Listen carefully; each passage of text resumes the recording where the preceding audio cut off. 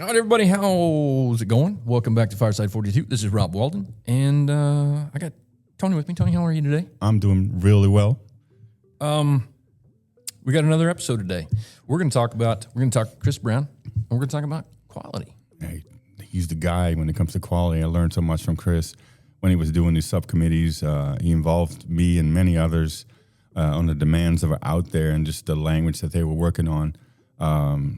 I come from battery, so a lot of what I was talking to him about was related to battery, but I also got to see a lot of other things that they were working on all across the board for every shop. And it's just very interesting and a very important piece to have for our members and our representatives to have access, to have the knowledge, and to have empowerment to make sure we put the best damn vehicles out of this plant, with the best quality that we can have.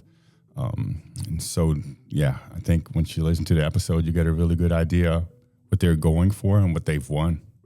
All right. Well, with that note, let's go ahead and listen to it. Let's do it. All right.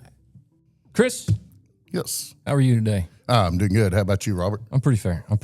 Work's been tough lately. I'm a little tired, but I'm feeling pretty good today. You guys have been busy. Yeah. So today we're going to talk a little bit about quality. Yes. You're the guy. Thank you. This seems like a foregone conclusion, but I'm going to ask the question because there's people in charge that don't seem to know the answer. Why do we have quality in the contract? Why does it matter that we negotiate quality? Well, Robert, if you think about it, marketing sales, they're the ones that get a customer to come in. Quality, though, is what gets that customer to become a repeat customer. And because of that, that's what keeps us in a job. All right, that's our podcast, ladies and gentlemen. I agree with you. It's easy to get people to believe a promise the first time, right? Correct. If you don't keep it. If you don't keep it, though, they're going to, next time, I ain't going to buy a Volkswagen. I'm going to go buy a Honda or Toyota or some other brand. But if they get a good Volkswagen, they like it. When they're ready to buy another car, the first brand they're going to look at is a Volkswagen. Okay, but let me ask you this. So that makes sense for the company, right? They're going to make billions of dollars because they're selling a quality car. Well, how does that translate to us? Those guys are already rich. How is that going to make our job better? My job as a team member. How does making sure that our quality, besides keeping a job, there's got to be more meat on the bone than that, right? Oh, yeah. There's a whole lot more meat on the bone than that. But, that's a pretty simple statement. But to give you an idea, right now, under the company structure we have, you take a QRK man on the line, right? QRK, what is that? QRK, that's the quality inspector at the end of each BA. Okay. And zones like that. Is that a German? I'm sorry, this is just. It's a German word. It's a German acronym? Okay. Yes, it's like a 15, 18-letter word that I can't pronounce. Fair enough. America, small words. Yeah, all right, America. But anyway, right now in our current structure, the problem we got is we have a top-down quality. All right, but we have no method from bottom back up, really. There's too many layers. You take that QRK has an issue. He has a team leader. From there, it goes to a supervisor, to an AEM, to a manager, to the president of manufacturing, and then it reaches the vice president level, which is where the quality is. All right, how much do you think flows up that far, really? Well, I've played that whisper game, and it doesn't ever work out. So Correct. And the quality we negotiate in now, we're going to have a structure in place to where you can bypass all that. The man on the floor sees an issue. Every zone is going to have a part-time quality rep that they can communicate to. And then in the contract, we're going to have a plant quality rep that is a UAW guy. And he will have direct access to the vice president of quality to take problems to him. And that's negotiated in the language. So our guy's going to bypass all that other bullshit. He's going to go right to the top and say, this is a problem. He can go directly to the top if he has to. He can go to director, he can go to AM, whoever he wants to in quality that he believes is the level he needs to. But he has the right to go straight to the vice president. Also, the international will be coming in to help ever so often to check up, make sure everything's going good, any advice that the local quality rep might need.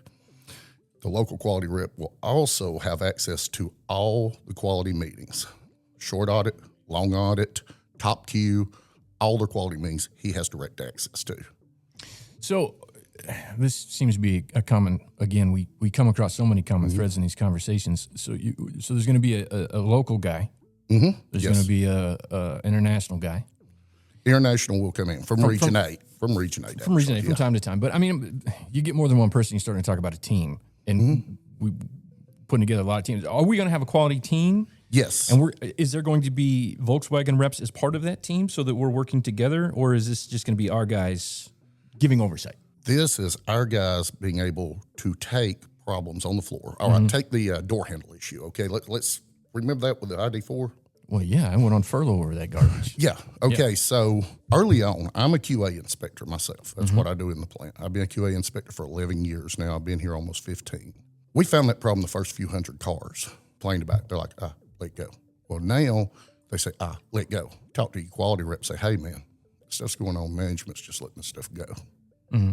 You think our vice president of quality ever heard about that door handle problem until it was a major issue and there was a recall? Mm-hmm. I bet you didn't. But now that worker will have somebody go directly to take it as high up as he needs to take it in this factory and see it stop before it becomes a 5,000 car issue, 10,000 car issue. That protects our jobs. Yeah, I lost a lot of money over that furlough thing. Yeah, and we probably lost a lot of customers. Probably lost a lot of good employees, too. Mm-hmm. That makes a lot of sense. All right, you have a quality issue right now. Yeah. Right? You talked about the hierarchy that it goes through. Right. So right now, it sounds like if there's a quality problem, company can pencil whip that shit if they want to. Yes, they can. Okay. Up to now, under our current system, what goes on is we'll be out there writing up a problem. They're like, oh, just stop writing it up. Or they'll tell us we'll have a problem. They'll be like, clear it and send it. And that goes on a lot in assembly. Mm-hmm. I've witnessed it go on whenever I worked on BA7 as a CP8 worker, them tell the QRKs, clear it and send it. I've seen that as a team member, yeah. Me as a QA, they couldn't order me to. An assembly guy couldn't. Now, my management could in quality. An assembly guy couldn't order me to. So to be clear, they can order you to sign off on something that you have identified as not. They'll do it, yeah. I've been told many times. Okay. Or there's going to be repercussions. Like, to be clear, there's going to be punishment for you if you don't lie about the quality of the car. Right. Okay. Going forward with this contract, we got language in there now that if I say it's bad, my manager walks up and says, clear it, I can say no. You want cleared, you log in, you clear it with your name, Mr. Manager. Mm-hmm. Now you own it. You ain't going to come back 2 days later, they found this in Longmont, and we're going to write you up for blah, blah, blah. You cleared this, even though he knows he told me to clear it. Right. Now it's going to be his name on it. Well, that's beautiful. Yeah, he's responsible. Yeah, if you ain't got the guts to put your name on it, don't ship it. That's right. But it's easy to have the guts when you're telling the other man to be the frontline soldier. Right? Yeah, when you're asking somebody else to lay down on the mine. Yeah. Mm-hmm. So let me ask you this. I always thought this was a bit suspicious, personally. So we do audit cars. Mm-hmm. We all know what the audit car is. You know, I know when the audit car's coming 3 days ago. Mm-hmm. So we touch that car with kid gloves, you know, which seems a little sketchy, right? I mean, so are we going to have some kind of mechanisms in place to verify quality without having an identified quality car that everybody's going to take special care on? Like, are we going to come through and say, let's just check that car, for example? The UAW part, technically, no. Okay. Where there, it's more of an issue of most quality problems are spotted by the worker first. Yeah, they are. They're not spotted in long audit. Mm-hmm. Long audit reports out. Usually there's done some worker done been complaining about an issue. Okay. But it isn't getting nowhere. So I just clear it, send it. I mean, that's the attitude all through assembly. Clear it, send it. Instead, now that worker can go, he will have a rep in his area. If he's in body, paint, assembly, he'll have a rep. All right, that rep can immediately contact the plant quality rep, which is UAW. That way he can come, he can talk to who he wants. If he needs to, he can get clearance to pull that team leader off that called him to be an SME for him in a meeting if he needs to. Mm-hmm. You know, it's in the language, there's a process to do that. But more than likely, he'll understand what's going on himself. And he can go to who he needs to see in QA quality, like vice president down, and say, hey, this is an issue, what's going on. you probably ain't heard about it yet, but these workers have identified this. I've went and checked on it personally, and it is an issue. You probably are checking. So, like I said, it gives us a direct line of communication. That's the big thing. Something we've always been lacking, because when you go through 8 layers of management, nothing don't get up there. Right. So are we going to be able to track this? Is there going to be a tracking system so that we can, so that in the event that, and, we have to assume that the company always does the right thing, always. But if for some reason we go to the vice president or whoever and we say there's an issue, are we going to be able to track that so later on down the road he can't say, yes. I never had that conversation. I don't know what he's talking about. Door handles? What door handles? Oh, yes. The international, they call it plant quality rep. Other plants call it international quality rep. Same thing, if you hear me cross terms. He will keep records of what he brings to him. So if they try to come back later, no. June 18th at 2:30 p.m., we had a conversation about this. I made you aware of it. Mm-hmm. And he will keep files and records on that so that it does not come back like that. So I would have to imagine that would also help us identify trends. Especially Yes. for when we get parts coming. Like, here's a good example. We're creeping up on that time of the year when in body shop, and I was having a pre-conversation with Josh here, and apparently it happens in other places of the shop, where our vendors send us all of their garbage at the end of the year to try to get rid of it. And so we end up with boxes and boxes of bad parts. Is there a way for us to track that and try to put a stop to that? Because it seems like we waste a lot of time and money dealing with bad parts. We do, and I've seen this issue since I've worked here. So I've been here since I hired in November 2010. Mm-hmm. And yes, this guy, the method would be, of course, to report out to the top quality meetings that, hey, we're getting this from such vendor. Now, the quality rep does not have the right to go into the vendor's buildings. That's their property. Mm-hmm. He can't do that. But he can on this end. In the quality meetings, he has the right to speak up, and he can also bring in Region 8 to sit in to back him up. Yeah, explain to our guys what Region 8 is. So the UAW is divided into multiple regions. You got the international, but then you have different regions like Region 1, Region 1A, Region 2, 3. Our section where we live at, Tennessee, falls under Region 8. Okay. And they have a director. This director is directly under the president of the UAW. Okay. This region is his responsibility. Okay. What do you feel like? So you've been negotiating this stuff. You've been bargaining this stuff. What is the biggest win for us, do you think, that you've been able to accomplish so far? To me, the biggest win is what I covered a second ago. From now on, management cannot order a worker to clear stuff in their name, tell them clear it and send it. The worker will now have the right to say, no, you want cleared. You clear it yourself, Mr. Manager or Mr. Supervisor. You log in with your handheld and you clear it. It's on your name, not mine. And there's no possibility for reprisals on that quality guy, that team member. To say, That's why you have committeemen. That's why you try to go against it, you're breaking contract. That's contractual language. That's black and white. There's no way around that. Right. And again, it goes back to if you ain't got the guts to put your name on it, it's bad. Right. Exactly. And it's went on too many years here. It's been too many times I've seen people get in trouble when the boss himself knows he told them 2 hours ago to clear that. Now, do you think that will?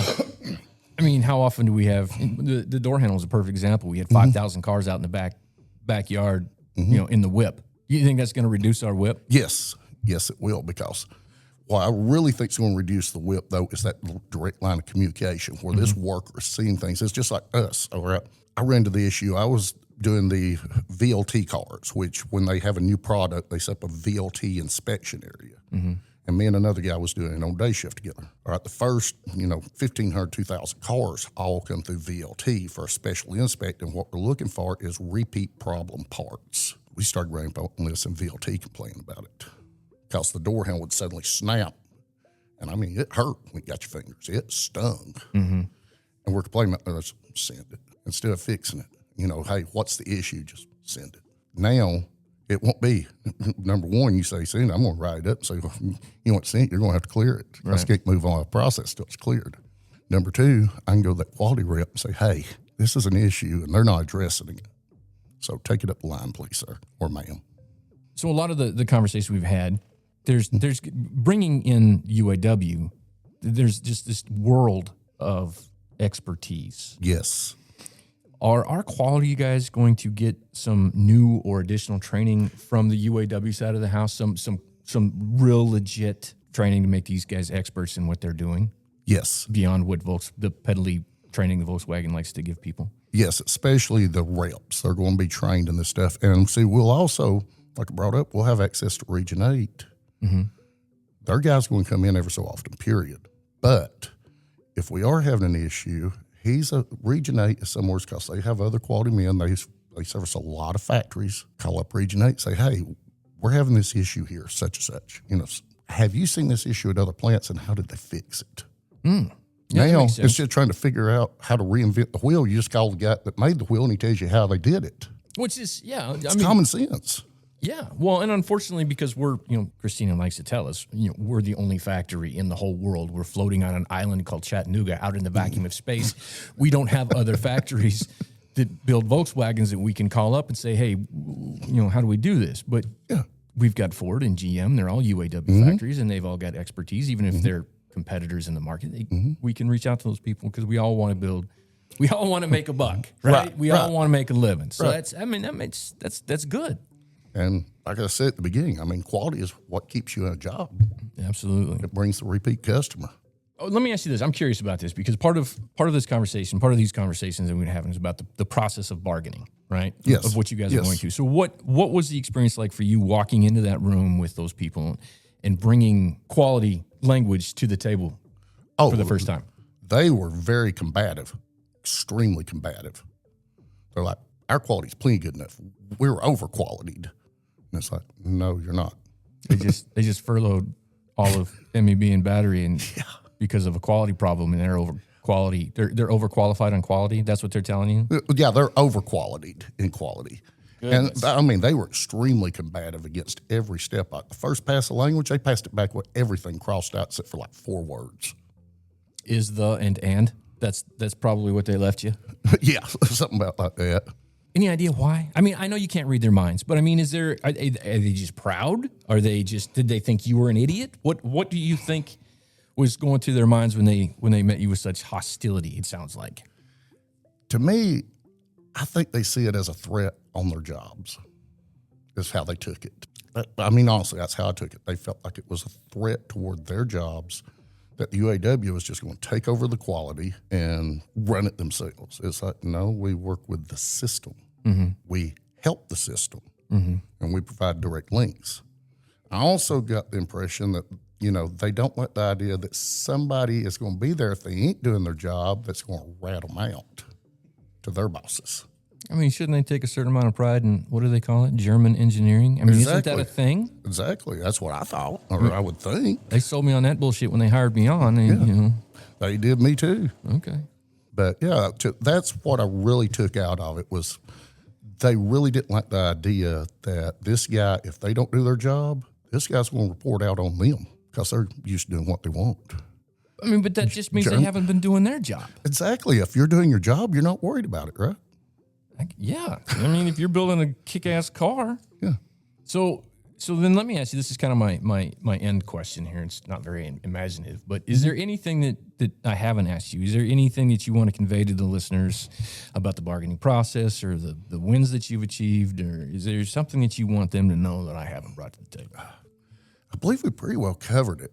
And I'm very proud of the language we got. You should be. Because it is going to be life-changing for those quality workers down there. And like my job, all of a sudden the big thing, I just keep going back to it, you can't tell me I have to clear something I say is bad. Right. No, you have to clear it now.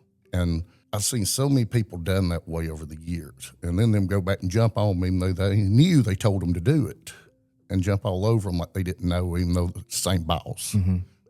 Well, now the person has their right. And they try to buck it. It's in the language. Hey, send my committeeman out here. So this just occurs to me, and this is going back to how all of this stuff just ties back into each other in one form or another. But so I envision the possibility of a scenario where a quality guy says, this isn't right, and I'm not signing off on it. And the supervisor comes back and says, no, this is right. You need to send it. And the quality guy says, well, no, I'm not going to do it. You need to do it. So the supervisor says, okay, I'm going to send it. But then he says, this is quality. And he can prove legit that it was quality. And And so now the quality guy just needs some training. He needs some training, yeah. Not punishment. We're not going to thump him, but we're bringing in systems from other parts of the contract. It says, no, we're going to coach this guy. It's not a big deal. The supervisor was able to ship it. It's a quality car. We know it's a quality car. We've checked it. It's just that this particular instance, this quality guy misunderstood something. Yeah. And now we're going to coach him. And now we're golden. We've just made everything better by working together in a system that's meant to help both sides. Well, that made me think back to a conversation I had about a year ago with a member of management. And we were just talking candidly with each other. And he's just trying to play a scenario with me because, UAW had just been voted in. He knew I was a firm supporter. This was before we even had elections, even before I became a temporary bargaining rep. And he's just picking my brain a little bit. He's like, no, Chris, I got a question. He's like, second shifts inspectors are not on par with day shifts. I'm like, yeah, they're newer guys. I said, all of us been here since Stone Age. He's like, that's true. What if I've got an inspector that is, he's missing stuff, missing fairly obvious stuff and everything, and I want to write him up and says, you're his rep. Call you back here. Let's play like you're the rep. I was like, okay. I said, well, I'm going to play like I don't know you. I'm going to play like I don't know the person. Just say I'm coming up as a rep, and I really don't know you well. You know what I'm saying? I know this guy's my member. I talk to him every day, but I don't really know the relationship. I'm going to talk to him first about what's going on. I said, any good rep will always go to his member first. I said, then I'll come to you, and I'll say, now I want to hear your side. He said, I'm going to tell you exactly what I did. This guy's repeatedly missing stuff. It's being found short on it. It's being found long on it. He's falling behind. I want to write him up for it. I said, well, I'm going to look at you and say, well, why do you want to write him up? I said, why shouldn't you give him more training first? Maybe it's a training issue. Have you tried that? And he looked sort of funny. He's like, Chris, he says, that is the right answer. I probably should send him for more training if he's falling behind instead of just going to write him up. Makes sense to me. Does me too. You've already invested in this worker. Hey, if you got to invest a little bit more training, that's fine. It's a whole lot better than having to hire a whole new worker. Then you mess this guy's life up because he lost his job. Then you bring in another worker that you don't even know will show up or not. He's off the streets. You don't know who he is. Instead, you're investing in your worker, your employee, for a better future with that training. And the company profits from it too. Right. Absolutely. Yeah. Well, thanks for talking to me. Hey, it's been wonderful, Robert. Appreciate my time here. Thank you, sir. Thank you for what you're doing. You're welcome. Keep up the good work, man. And you do the same, brother. All right. We're out. So that was quality, ladies and gentlemen. I hope you learned something. I did. I'm kind of excited about it. I mean, I know it's not as sexy as some of the other things, but man, being able to sell a car that's, quality, that's a good deal. Quality sells and resells cars. Yeah. Yeah. And makes you buy another car of the same brand. Yeah. If you like it. Just like Chris said, you can make a promise, but if you don't make good on the promise, they ain't coming back. Fuck you. I'm going somewhere else. Yeah. All right. Well, let's talk about next week. So we got options. We're going to sit down and we're going to have a conversation with Billy Quigg and Steve Cochran about the Works Council and their counterparts in the company and kind of the hierarchy. And so we can kind of give people a better understanding of that. That episode's coming up. We have a brilliant episode with Lisa Elliott and Yogi Peoples. We had a really good conversation with those ladies. Yeah. Yeah. We're going to get them on again. So, and then we still have an episode out there talking a little bit about skilled trades. So we've got options, and we'll narrow it down to something. In the meantime, stay tuned, and we'll see you when we see you. This is Fireside 42. We're out.